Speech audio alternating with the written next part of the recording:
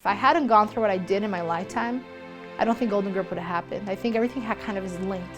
If I had been a normal college girl without a daughter, living my life, I don't think I would have taken the Golden Group journey. This was almost like, I can do this. Oh, I just went through that. Did you not see what I went through, with my daughter, with school, trying to just live, trying to just make it to another day? This is almost like that Willy Wonka moment. This is my golden ticket. This I can do. I had gotten so beaten so many times and thrown down to my knees that now I had the courage to stand tall and nothing was gonna get in my way. I was living paycheck to paycheck. Kiara didn't know at the time that we were struggling, but we were struggling. We were those kids that ate at the college campus with our daughter. So this was my Willy Wonka moment and I took it. My name is Greta Bajrami Campaverde and I am an entrepreneur, a speaker, and I'm also the CEO of Golden Group Construction. As long as you're outspoken and driven, it doesn't matter what you're selling. If you have that entrepreneurial spin in your soul, you're always gonna come out. Because look at me, Did I ever think I was gonna be in the world of roofing? Absolutely not. I started Golden Group because I realized that there was a need to have customer service and sort of transparent, loyal construction company. After having one summer job in the world of roofing, right out of college, I realized that there was this light bulb moment that went off in my head. I was like, I could do this. This is a great industry.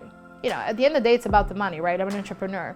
I'm seeing that this is a multi-million-dollar industry where people are spending, $10,000, $15,000, $20,000, but they're not getting customer service behind it.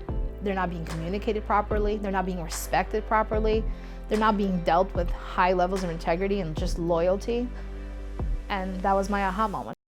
My life growing up was a lot of fun. I actually grew up a long ways from here. I grew up in Tirana, Albania. As long as my mom and dad were with me, it was the three of us. I could handle anything. My role model's always been my mom. Shadia Bajrami is her name. She's a general surgeon, worked chief ER in Albania in a time of war in a male-dominated industry. She took charge and she was chief and she made the hard calls and did what many couldn't face. And growing up with a woman like that, watching that leadership, it was powerful to watch how she got that strength every morning. One of the reasons I survived all the hardship in my life is because I put on my Shadia face, I did what she would have done. I knew I was gonna win.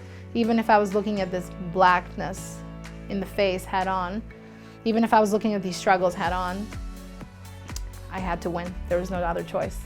I met Freddie when I was just 14 years old. I was sort of my first job. My mom got me a job as a busser for a restaurant in the city of Worcester called Two Cousins Pasta and Grill, and that restaurant was owned by Freddie's father.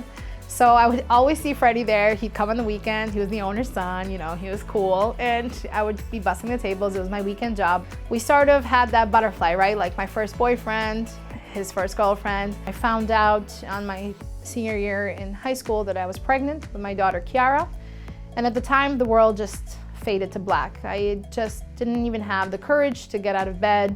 I didn't have the courage to face my parents. I felt like I'd failed myself. I felt like I'd failed my friends, and I felt like I'd failed my dreams. Freddie and I, when Kiara came along, everything had to shift. We had to sort of grow up overnight.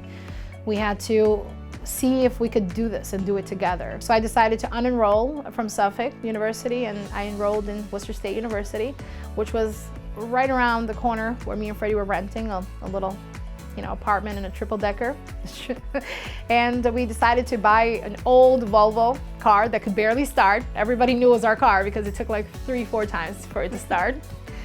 And then, we enrolled in classes that fit our schedule. And we would drive to school together. We would bring our daughter to daycare together. We'd pick her up together. And then we'd head off into our serving shifts and bartending shifts together. And that was our life for all throughout college. And so one day he's like, hey, do you want to go to City Hall and get married? And I was like, okay, sure. That same day we went into our shifts at work because we couldn't miss work. We relied on the money. We worked 6 days a week. And so we just quick peck on the cheek, I love you. Like, hey, we're married and let's go to work now. I remember when I first started Golden Group and I used to show up to the job site, people used to kind of smirk and laugh and they would say, oh, where's Freddie? And I would say, why do you need Freddie? I'm here. And they would be like, oh no, you're a girl. There's no way you know anything about roofing. What they didn't know is that I had actually spent 3 years on a roof every single day. Because I was a female walking into a construction site, an engineer, an architect would automatically, dismiss me. Being a speaker is important to me because it allows me to find a voice and sort of have people follow the journey while it's happening.